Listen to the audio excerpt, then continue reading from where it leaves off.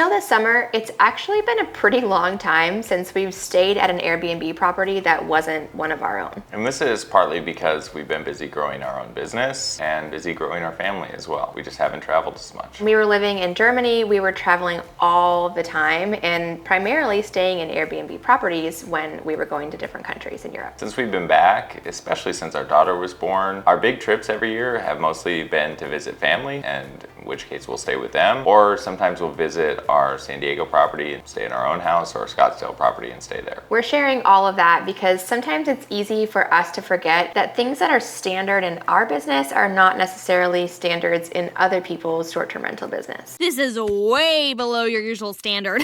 On this most recent trip, we booked stays at 4 different Airbnbs, and 2 of them are ones we would go back to. And then the other 2, one of them, we would probably stay there again if we were going to be in the area, but we didn't love the area, so I don't really see us going back there anytime soon. And the other one, honestly, we still kind of have an icky feeling when we look back on our experience at that house. As picky as we are and as high as standards are in the portfolio of our own properties, we're actually really easygoing guests. We're not going to bother you. Steven will probably be fixing something in your house, and it will be extremely clean when we leave. We also, as property managers, understand that things happen in houses, so we're super understanding if there's some unexpected maintenance issue. But we do have 2 major pet peeves as guests. These are 2 pretty simple things that we think every host should make a priority in their business. And unfortunately, we experienced both of these pet peeves at multiple times during our trip. I'm so frustrated right now. If you're new around here, I'm Steven. And I'm Kylie, and before we get started, I want you to take a second and leave us a comment below telling us what your biggest pet peeve is as an Airbnb guest, or a host, or both. You could do both. We're just curious if we have anything in common here. Pet peeve number 1 is poor communication, and at a couple times during our stays here, hosts did have communication breakdown. The first one, this is not a huge deal, but I mean, it kind of is, but kind of isn't. One of the places that we booked was advertised as 3 bedrooms, 2 bathrooms, and there were 3 bedrooms and 2 working bathrooms. But when we got to the house, we realized that there was a 3rd bathroom that was completely torn up and under renovation. The way the house was laid out, the primary bedroom was on the 2nd floor, and this was the only thing on the 2nd floor in addition to this under construction bathroom. So we were surprised when we saw that primary bedroom, and we opened this door and there's the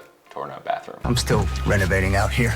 Like we said, we're pretty easygoing about stuff. It didn't have any real impact on our stay. It wasn't like the bedroom was dusty. Like, it was all very contained. It was just a little bit strange that there was no communication about it beforehand, or like locked or something, you know? This property is actually one of the ones we would stay at again, but did experience both of the pet peeves that we're mentioning here today. It was the view, the location and the view. Yeah, we love that. The outdoor area, it was a cool and unique spot. And we all slept well. That's an important one too. Unfortunately, another host had a communication breakdown that was a little more impactful on our trip. This host checked multiple communication breakdown categories: poor communication, no communication, and we're pretty sure some straight up lies to our face. The first red flag should have been that there was no communication with us after we booked. Hearing crickets from the host for days or weeks after you book is not a good feeling. Hello, you have no new messages.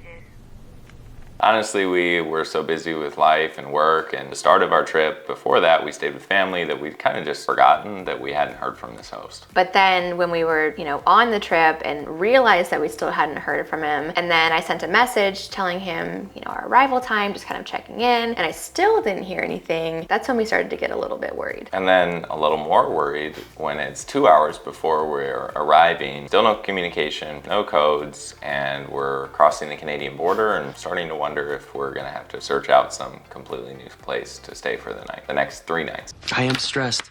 I texted, and then like 30 minutes before check-in time, we were still a little bit ways away, but 30 minutes before check-in time, we finally get a message from this guy, and he said something like, "Good news, the cleaners are working towards getting the house ready for you." We're just like, oh, that's a little strange, and hopefully it is gonna be ready by the time we get there, because we've been in the car for 4 hours, and we have kids that need to run around and use the bathroom and all that stuff. So some time goes by, it's actually past the check-in time now. We still don't have codes, and Kylie tells him him, you know, we're going to be there in 30 minutes. This is our ETA. Asked for the codes, didn't receive the codes. And this whole time I'm thinking like, this is why people don't like Airbnb. Like this is what people are complaining about when they say that it's such a terrible, stressful experience. It was just getting annoying, and like kids in the car too, you know, they're fidgety. All and, overstimulated. yeah, we're just like, why does this have to be complicated with this guy? Because you kids are driving me crazy!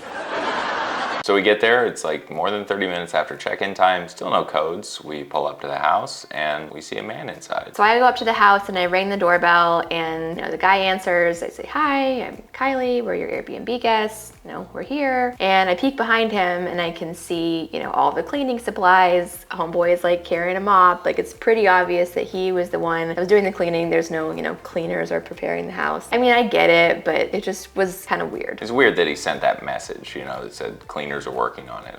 There's nothing wrong with him conceptually doing the cleaning. It's just he seemed to kind of place blame on someone that was himself. Not lying, man. I'm not lying. So he introduces himself as the host, but then he just kind of like stared at me and didn't really say anything. And it made me start to second guess myself, like, are we actually here early and I didn't realize it? Or is there some sort of weird Canadian time change that we didn't know about? But there wasn't any time change, and we, triple checked. When we weren't hearing from this guy, we're like, Kylie's over there and making sure like it's the right day and the right time, and like here we are. It was just strange and awkward. He wasn't apologetic or like saying, oh, I'm so sorry, like, let's get you in the house. He's just like, hi, what are you doing here? And we're like, oh, we paid to be here. He had said that the cleaners were finished and that he just had to make the beds, and then the house was ready. So I said, when do you think the house will be ready? He said 20 minutes. So I said, okay, we'll be back in 20 minutes. It was raining, so we found a Starbucks that was down the street and used the restrooms with the kids and got them a hot chocolate and killed a little time. After we'd done all that, it was about 40 minutes later and we came back to the house. Still no codes, and the host is still inside. So I'm like getting out of the car, standing outside of the car, and then he walks out, looks at me, walks right past me without saying anything, and then goes and gets into his truck and starts to drive away. And then I get a text like a minute later that said, the top part of the bedding was stained and I don't have spares, and I want you guys to have like unsoiled linens. So I'm going to run to the store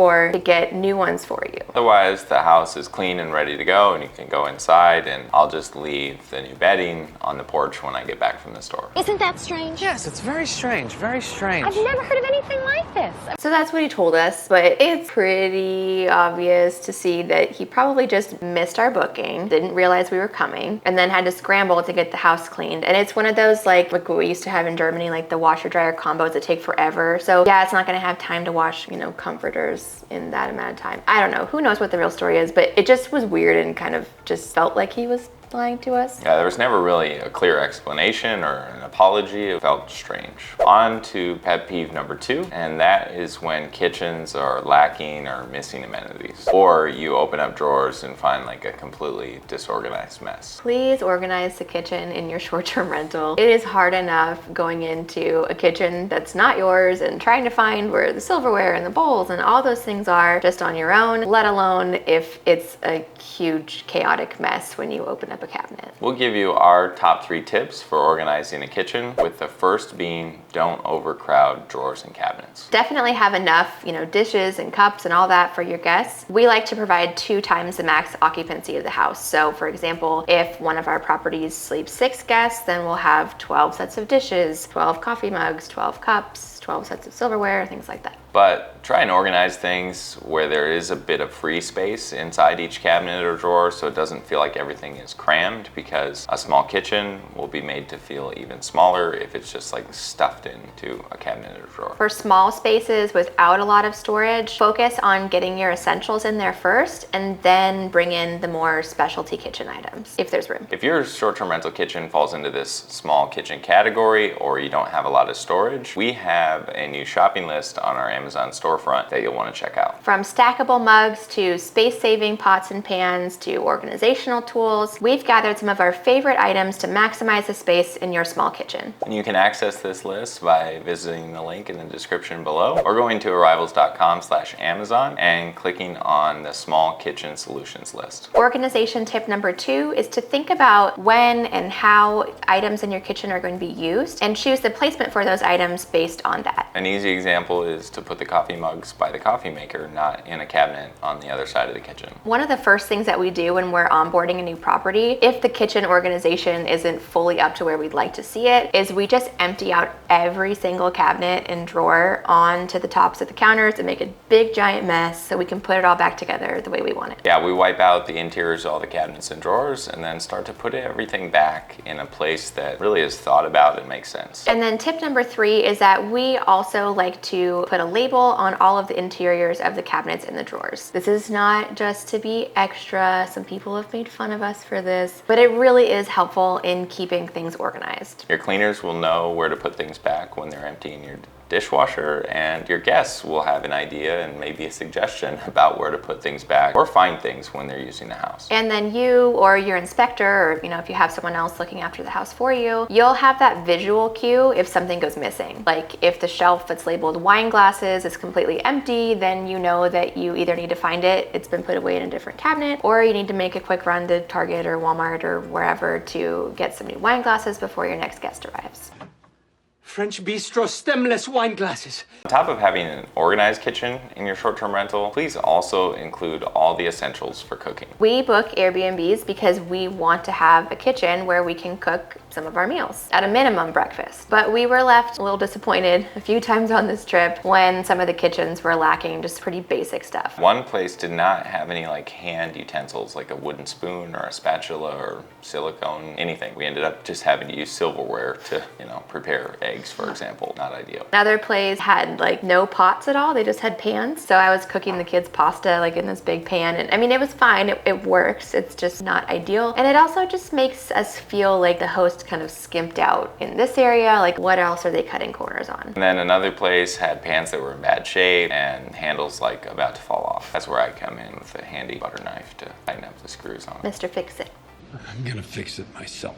We have all of our favorite picks for essential kitchen amenities, as well as all of the other rooms of the house, linked on our free sample inventory. This is a little bit different than the Amazon storefront because it pulls links from other stores, not just Amazon. For example, mattresses, which we don't buy from Amazon. We'll put a link to that inventory list in the description below, or you can visit arrivals.com/inventory and get a copy for yourself. We don't mean to rag on any of the properties or the hosts that we stayed on this trip. We don't expect perfection from anyone. And we had a nice time at all of them, despite, the very minor issues that we had. And we know that most hosts are really just trying their best. But hopefully this video just kind of makes you think about it for a second and take a moment to look for areas where you can make quick and easy improvements to your own property. And if you want to continue learning more with us, we'll link a video on screen that we think you'll like. Thanks for watching. We'll see you in the next video.